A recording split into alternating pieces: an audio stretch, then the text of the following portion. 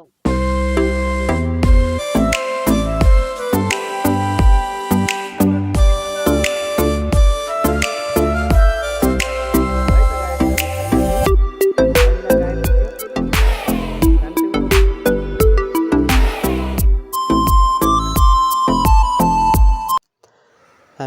धोरपातनको यात्रामा छौँ। हिजोको भागमा मैले जलजलासम्मको भिडियो राखेको थिएँ। आज हामी त्यहाँबाट अगाडि बढेका छौँ।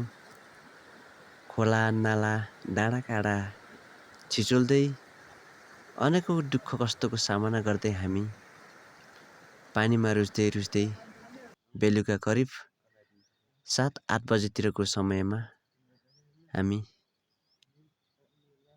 गुर्जाघाट भन्ने ठाउँमा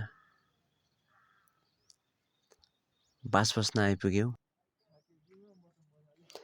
हामी बास बस्नको लागि यही होटेलमा आइपुग्यौँ। बेलुका बास बसेपछि हामी बिहान सबेर उठेर हातमुख धोयौँ अनि फेरि आजको यात्राको लागि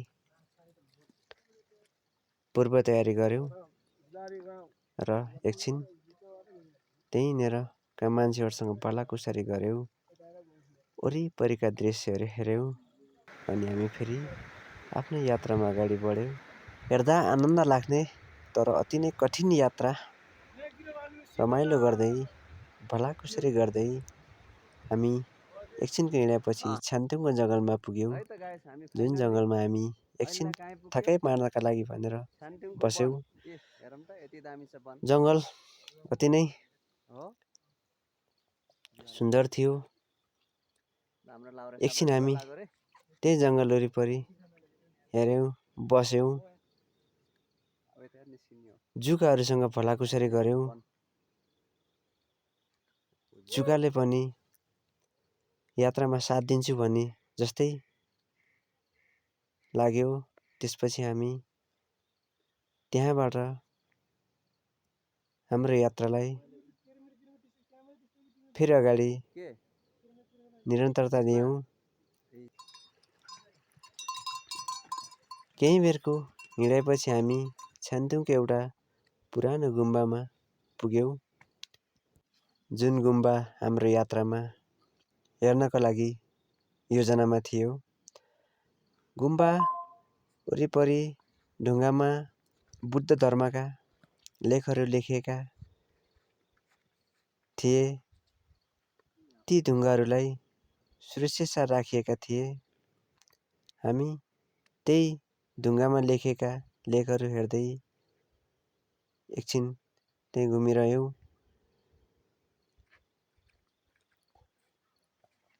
हेरिरह्यौँ। अति कलात्मक ढङ्गले एकदमै मिहिनेत गरेर लेखिएको यो लेखलाई हामी बुझ्न त सकेनौँ, तर हेरेर आँखालाई मनोरञ्जन दियौँ।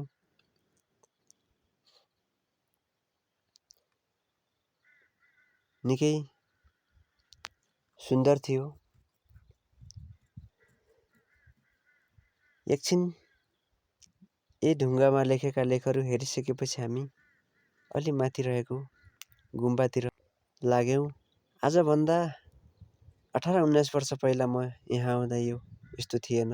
यहाँ आयुर्वेदिक औषधिहरू पाइन्थे। अहिले त्यो घरमा जान खोज्दा त्यहाँ बुद्ध धर्मको पढाइ भइरहेको हुनाले हामीले त्यहाँ डिस्टर्ब गर्न चाहेनौँ र हामी माथि रहेको गुम्बा हेर्नको लागि उतैतिर लाग्यौँ। एउटा अग्लो काठमा बुद्ध धर्मका ध्वजा बाँधिएका थिए।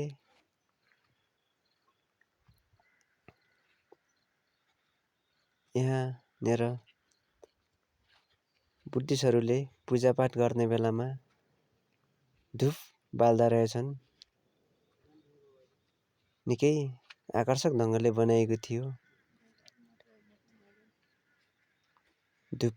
धुपीका हाँगा पनि यहीँ थिए।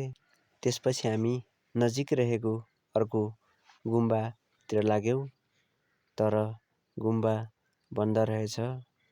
हामी बाहिरैबाटै त्यहाँ हेऱ्यौँ। वरिपरिका दृश्यहरू हेर्नतिर लागिरह्यौँ, हेरिरह्यौँ। निकै सुन्दर थिए यहाँका दृश्यहरू, निकै मनमोहक। मनले कृपया लाइक, सब्सक्राइब एन्ड सेयर गर्न नबिर्सिनुहोला। यहाँ वरिपरि रहेका दृश्यहरू हेर्दै मनलाई आनन्द बनाउँदै हामी आफ्नो यात्रालाई फेरि जारी राख्यौँ।